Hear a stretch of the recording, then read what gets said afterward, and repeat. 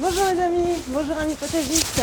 Alors, nouvelle journée. Aujourd'hui, on va parler gestion des excréments et nettoyage de serre. Poulet Avocado qui a réussi à sortir de l'enclos. Avocado, je te vois. Qu'est-ce que tu fais là?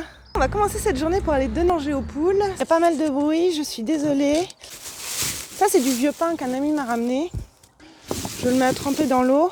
Sinon, c'est trop sec pour les poules. Déjà que ce sont des animaux qui boivent vraiment beaucoup.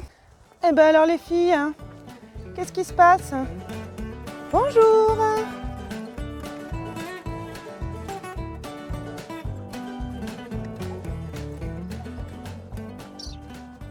Je ne sais pas encore si c'est un mâle ou une femelle. Alors on m'a dit qu'il fallait regarder les ailes, les plumes des ailes. Si les plumes qui couvent étaient à la même longueur ou pas la même longueur. Pas la même longueur, c'est une poule. Donc normalement, Betty Boop est une poule. Alors je l'avais déjà dit dans une précédente vidéo, mais d'avoir plastifié le bas du poulailler, vraiment c'est un gain de temps. Des plumes et des crottes, le meilleur engrais du monde.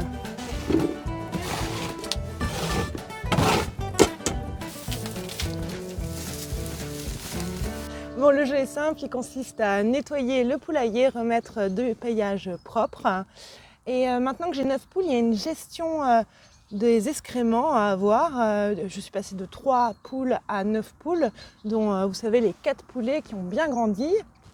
Donc pour gérer les excréments, j'ai décidé de définir une nouvelle zone de culture. Je vous montre ça tout de suite. Cette parcelle qui est derrière moi. Voilà.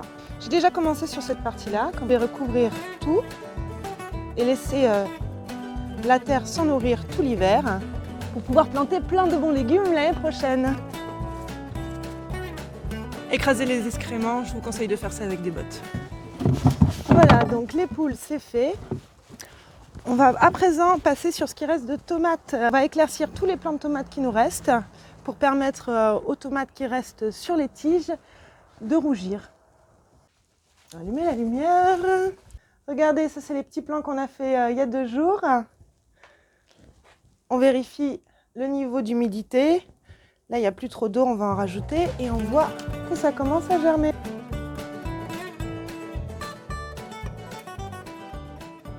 On va enlever toutes les feuilles pour permettre aux tomates d'être en pleine lumière. Donc dans la serre, là, plein sud, elles vont arriver à rougir normalement sans problème. Mais on va les aider. Les amis, si vous voulez que vos tomates continuent de rougir sur votre plant, il va falloir laisser ce qu'on appelle un tirant. Le tirant, ça va être la feuille qui va tirer la sève et permettre à ce que les matières arrivent jusqu'à vos tomates. Alors, voilà de ce dont je vous parlais, les amis. Vous avez votre plant de tomate qui est là, la tige qui monte. Là, vous avez le fruit. Donc, on va laisser une belle feuille pour que la sève soit tirée jusque-là et que la tomate finisse de mûrir. Bon, là, je pourrais la ramasser, hein, mais bon, c'est pour l'exemple. Hop, j'enlève ça. Et je laisse seulement ça. La tomate et la feuille comme tirant de sève. Hop là. Ça en fait des feuilles, hein. Tout ça, c'est du bon engrais pour le jardin. Est-ce que vous vous souvenez quand on a aménagé cette serre? Je vais peut-être vous mettre le lien par là. En première ligne, j'avais mis des aubergines et j'avais mis des poivrons. Et en fait, avec la luxuriance de la végétation de la tomate, je n'avais plus accès à ces plants. Du coup, je ne m'en suis pas du tout occupée. Et ça, c'est une erreur.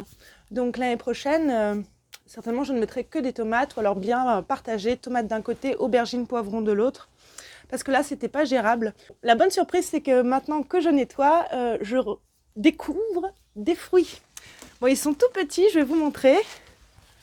Cachés derrière les tomates. Une aubergine! On va continuer d'éclaircir, peut-être qu'on va trouver des poivrons là derrière.